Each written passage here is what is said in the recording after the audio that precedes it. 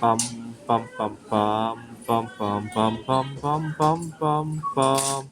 The Peter Dislike Show. Bum bum bum bum bum bum bum. All right, this was one of Mondrian's first paintings. It's called the Composition A, and I've done it out of Lego with different texture pieces and different colors. Let's see if we can zoom in a little bit. So different textures on top of different colors. I would have done even more detail, but I'm already over the 5,000 piece limit. I'm going to have to consolidate a couple of pieces. And this is to a 1-to-1 scale, if you could believe it. So Mondrian's original painting was 35 inches by 35 inches. There's also a frame around it. Uh, and this is the exact scale of Mondrian's original Composition A. I also redid the Boogie Woogie to its original scale, which was 50 inches by 50 inches.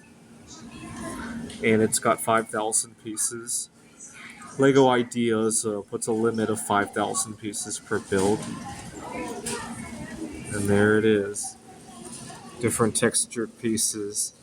And I also made sure to use only pieces that I could actually get the right color of, because I want to actually build this one day, even if I never win the Lego Ideas, just to hang as a wall piece. And Lego has even tiles that have letters and numbers on them. It drove me nuts because when I first went to get the tiles with the numbers on it, I noticed they didn't have a 9. It turns out you just have to turn the 6 around to make a 9. I can't believe I didn't notice that. I was like, why do they have 0 through 8 and no 9?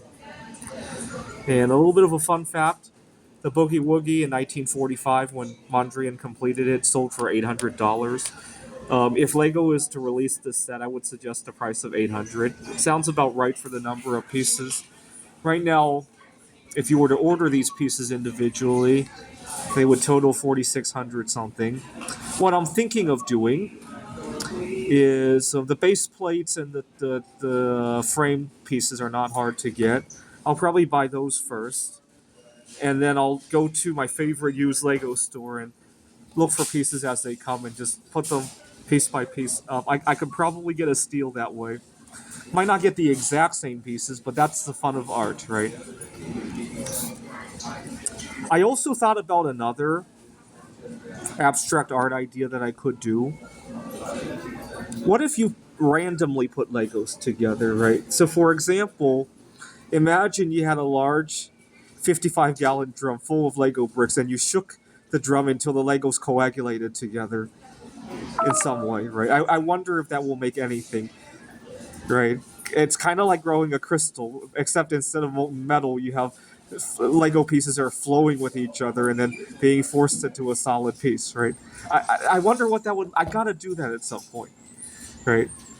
Obviously, the choice of which pieces to use in the drum. Do you use all of the same, or do you use a mixture of pieces, right?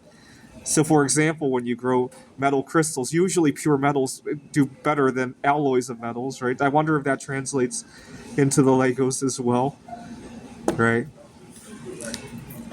I'm gonna have to think about. Earlier this summer, a friend of mine took a trip to Maui and stayed at a hotel. I'm kind of jealous, and so I kind of took out my frustration of not being able to travel as lavishly as she does into my Lego build. But unfortunately, it's got almost 10,000. The entire build has 10,000 pieces. I submitted a build with only 6 stories, as you guys remember. But I'm thinking I like it as 12 stories better. Maybe I'll shrink the entire thing instead of cutting it off at 6 stories, right? Although shrinking is kind of tricky, right? Because I can't just shrink every brick, right? Because the piece limit is a piece limit, not a size limit. I'm gonna have to actually consolidate pieces together, right? All right. I redid the Palace of Culture and Science as well to have better indentations for the windows and the pillars and all that. Unfortunately, I'm saddened to see it's no longer 1898 pieces, so I might give that another thought as well, right? Or maybe find some other number that's significant to Mary Curry, right? Another number I thought about was that lead 210 has a half-life of what, 22 point some years. If you translate that to the number of days, right? What is it? 22.2, I believe, times 365 and a quarter. Oh, that's too many. Or some other property of some of the metals, some of the elements that she discovered, right? Oh, I know. The half-life of radium 226. Well, that's even fewer than 1898. Okay, I will think about a good number to use. This is the Peter Dislike Show. Bum bum bum bum bum bum bum bum bum bum bum bum.